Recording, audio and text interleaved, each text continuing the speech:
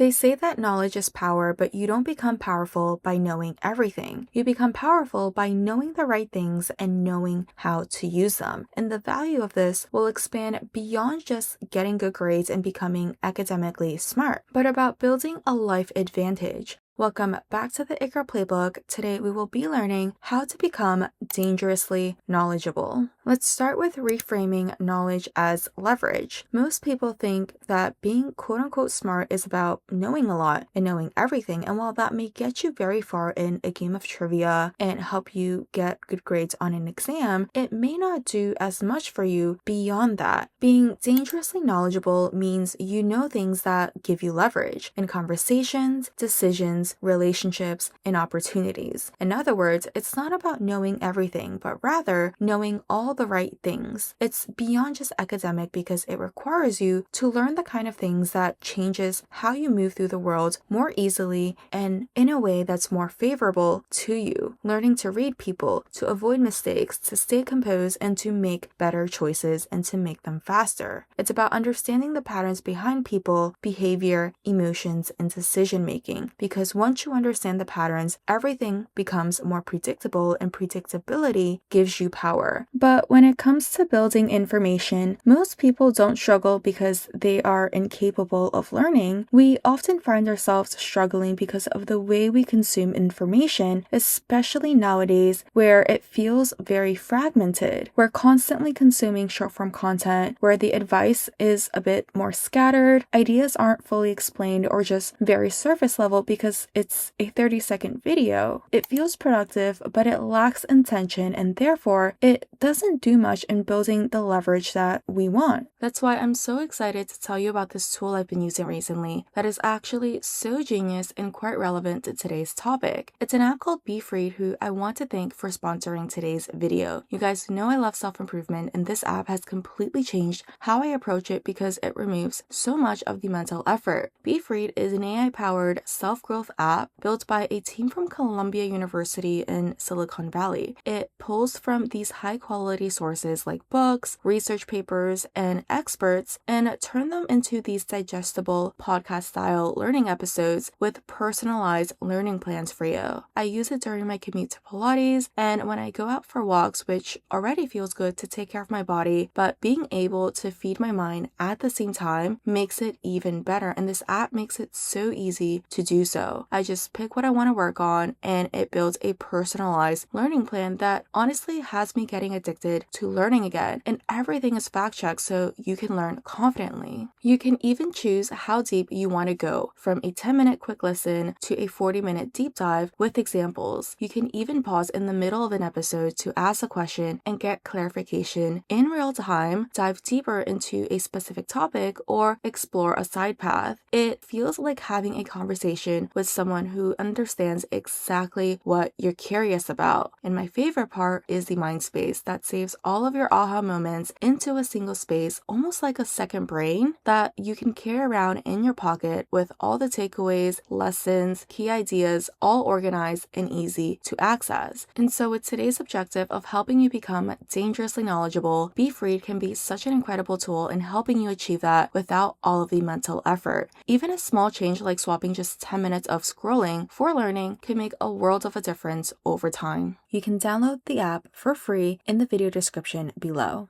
Which leads us to the next section on curating what you learn. Your brain is always absorbing something, and so the question is whether or not it's useful. And so it helps to prioritize and even curate knowledge that will intentionally help you build an advantage. This is a list that I've compiled with the categories that I curated for my life. Feel free to take inspiration or refine it accordingly to your goals and the life that you want to achieve. Starting with topic number 1, psychology. Psychology teaches you why people do what they do, why they think and feel the way that they do. Because once you understand motives, biases, and triggers, behavior stops feeling random, and that holds value because it makes you harder to manipulate, which protects you from people who use this psychology for ill intentions, while at the same time, it makes it easier for you to influence others because you understand what actually drives people. If someone says, "I'm smarter than you," someone who is competent and takes pride in their intelligence will try to prove them wrong by showing off grades, degrees, accomplishments, maybe even challenging them to trivia. Someone who's insecure might shut down completely or just lash out, letting that comment ruin their entire day. But you, as someone who understands psychology, will just crack a smile and nod your head yes because you understand that you can get away with more by appealing to other people's ego. Topic number 2 is neuroscience. Neuroscience is the study of the brain and the mind, which sounds intense, maybe even a bit intimidating, but you can focus around topics that actually interest you. I actually got interested in the topic when I read Breaking the Habit of Being Yourself, where it dives into the neuroscience of how you have to become no one to become anyone you want, which breaks down the concept of reinventing yourself and the idea of manifesting to a level that almost feels unfair. Yes, to an extent, we can influence people, but at the end of the day, we cannot control what others think or feel. But building your awareness about how you think and feel can build your ability to regulate your emotions and your thoughts rather than letting them control you, which holds so much value because it can literally build your ability to change your entire reality. Our brains, it cannot differentiate what is actually real and what you keep repeating to yourself. And so when you say things like, I'm lazy, I'm stupid, I'm ugly, and I'm broke, then reality will begin to reflect that back to you. This is what motivated me to speak more kindly and more power into my brain rather than pity. And the difference that it has made has been transformational. The next topic is communication. Communication is the skill that amplifies every other skill. It teaches you how to express ideas clearly, read subtext, set boundaries, negotiate, and make people feel understood. It's the bridge between what you know and how it actually gets perceived, because it's not just about what you say, it's also how you say it. Think of someone who is technically right in an argument, but instead of getting admired for how smart and how accurate they are, they lose the conversation because the information wasn't the problem, the delivery was. This is something that I've been intentionally prioritizing because I wanted to become more charismatic, and as a result, I've learned when to go quiet, when to be playful, when to impress, and when to go serious. I have so much more fun in my interactions now. I get taken seriously when it matters, and it has probably been one of the biggest factors in building my overall confidence. They say that who you know can be just as important as what you know, and being able to communicate is foundational to building any type of connections. Topic number 4 is money. People say that money isn't everything and that it cannot buy happiness, and so they encourage you to prioritize other things, but at the end of the day, having money gives you options and it grants you choices. Being financially competent gives you freedom, and freedom makes you powerful. A lot of people avoid this category, and as a result, they always approach this topic with anxiety, but the more you know, the more you understand, and the less we fear it. There's a ton of really good personal finance books that can help you get started on this topic. Topic number 5, human behavior. We're all unique in our own way, but at the end of the day, we're all human. No matter how different we seem and are, we're all wired with the same instincts, desires, and tendencies. And the more you understand these patterns, the more control you have over your own actions and the way you navigate the world around you. The Laws of Human Nature by Robert Greene does a really good job at breaking down this topic. The author has mentioned that the point of the book and the point of understanding human nature is to stop pointing fingers at everyone else and to recognize that you and I both have certain traits as well. We have a dark side. We can be short-sighted. We're emotional, sometimes even irrational, but that's all part of being a human. It's in our nature, but it's looking inward and recognizing these traits that allow us to understand it, not to beat yourself up for it, to say that you're a terrible person and that you're weak, you're emotional, you're bad, but to give you the awareness and therefore the power to change them if it is causing you more harm than good, to control it rather than have it control you. And the last section is about health.